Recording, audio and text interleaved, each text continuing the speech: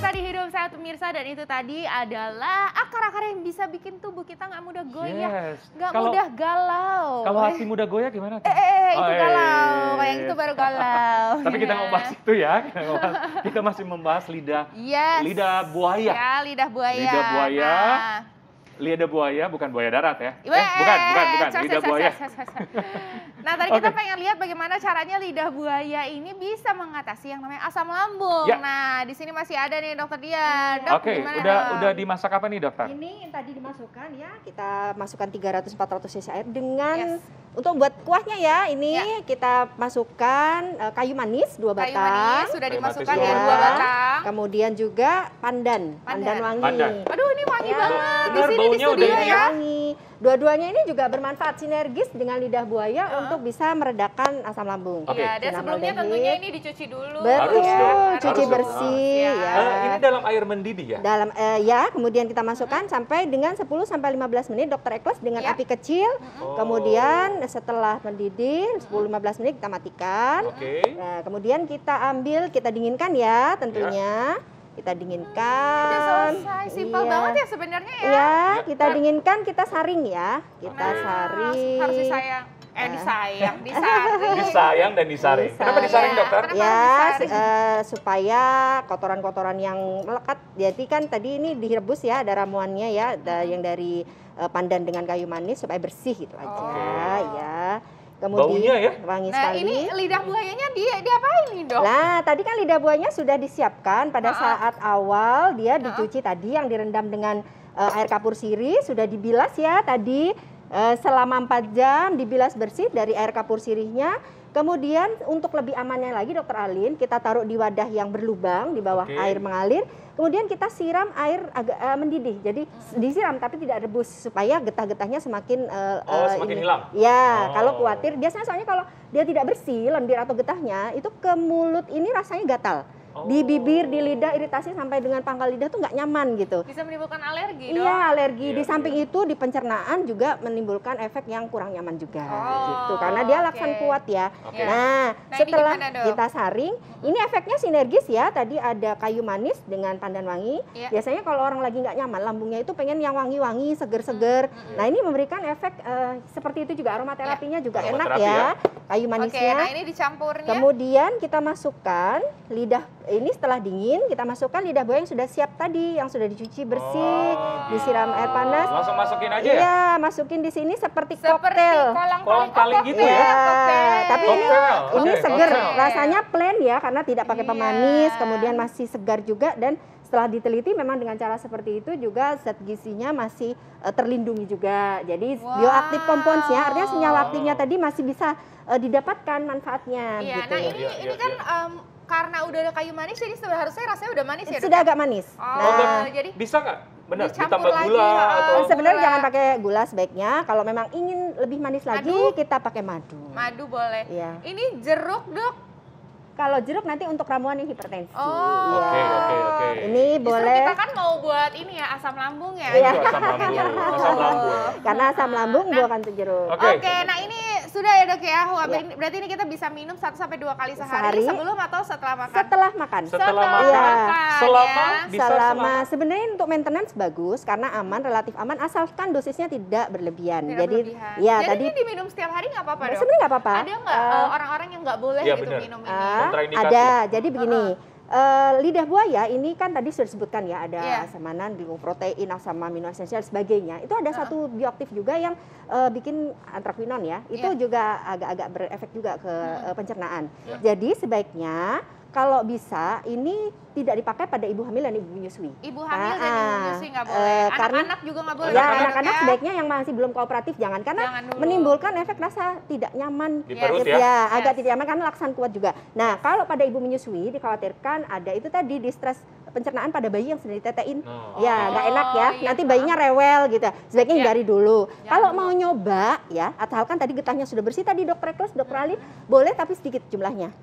Sedikit saja, kemudian tidak berlebihan juga dan tidak tiap hari. Kalau memang mau mencoba ya, siapa tahu pingin gitu ya. Siap. Fakta mitos gimana? Fakta mitos berikutnya nih dokter. Lidah buaya ini ternyata mampu mengendalikan kadar gula darah dalam tubuh. Ini fakta atau mitos? Fakta. Fakta. gimana caranya dokter? Jadi, langsung kita buat nih. Iya, jadi sebenarnya ramuannya tidak jauh beda dengan yang tadi dokter Ekles. Jadi kalau yang tadi kan kita pakainya kayu manis dengan pandan. Kalau ini lidah buaya yang memang sudah dia dibersihkan dari lendir tadi yang seperti ini direbus. Langsung direbus ya, kemudian direbus dengan kira-kira 2 gelas air ya. Berarti ini harusnya airnya diganti ya? Iya, nanti diganti ya. Sebenarnya ramuan pertama tadi juga bisa untuk diabetes. Karena sebenarnya pada satu ramuan itu bisa digunakan dengan beberapa indikasi. Bisa buat diabetes juga bisa. Asalkan tidak diberi gula gitu. Tapi yang diabetes dikasih kayu manis gak apa-apa? Justru kayu manis bagus untuk diabetes. Sinamaldehidnya bagus sekali. Justru bagus.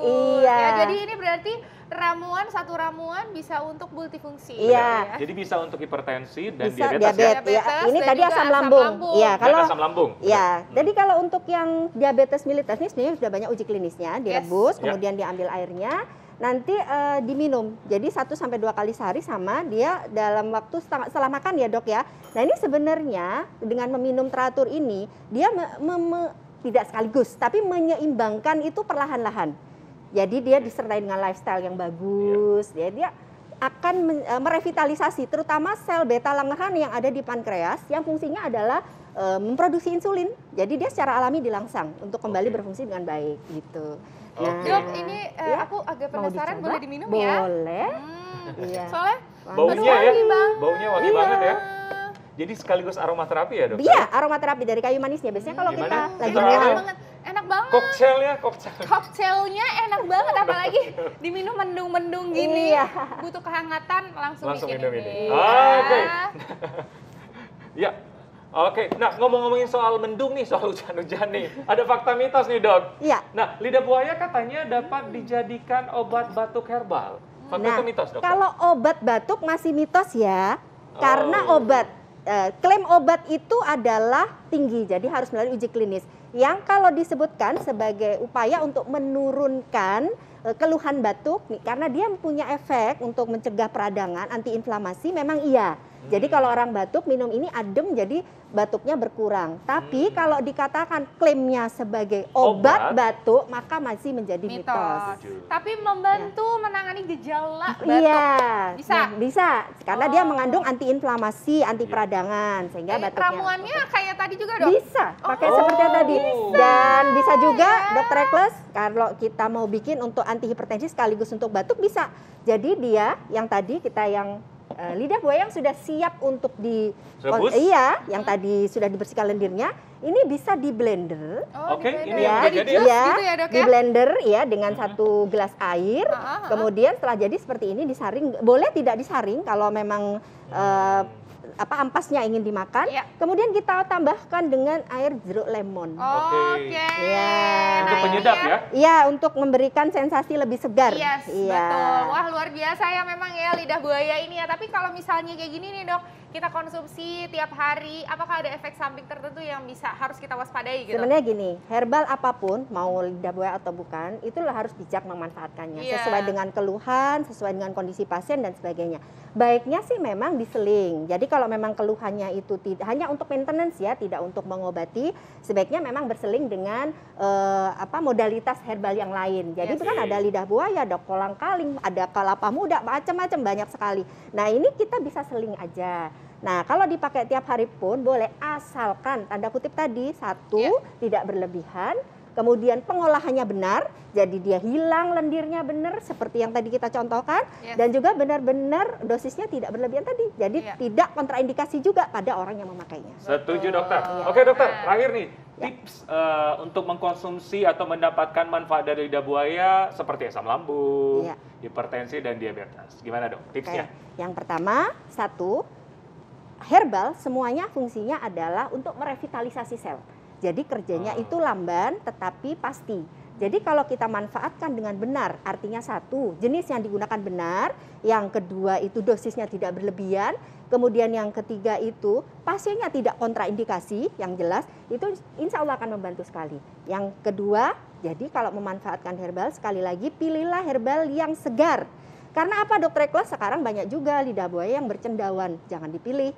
Jadi pilihlah yang Berapa benar-benar dokter? cendawan. Cendawan tuh ada putih-putih kayak jamur. Jadi biasanya Udah lama ya, udah nggak segar ya? Bukan hanya tidak segar, tapi berada di iklim yang curah hujannya tinggi, basah, itu biasanya suka begitu. Nah, ini kalau yang biasanya justru sukanya dia di daerah kering, di daerah yang kadar airnya tidak. Jadi kalau udah berjamur gitu udah nggak bisa bercendawan lagi. sebaiknya Udah nggak tidak bisa. dipakai. Ibu mertua saya ini jagoannya satu kebun. Iya. Nah, itu lidah buaya. Dan tetap luar lifestyle biasa. nomor 1. Ya, lifestyle-nya itu ya. Oke. Oke. Terima kasih banyak. Sama-sama Dokter Eklas, Dokter Ali. Iya. Nah, Nah. selanjutnya nih Dokter Eklas kita Ya. bakalan membahas yang seru-seru juga, yaitu tentang rehabilitasi medis untuk pasien yang stroke. Menarik Ya, sekali nah tuh. itu pasti menarik sekali ini untuk para penyintas stroke. Sesaat lagi kita akan kembali tetap di Hidup Sehat. Sehat.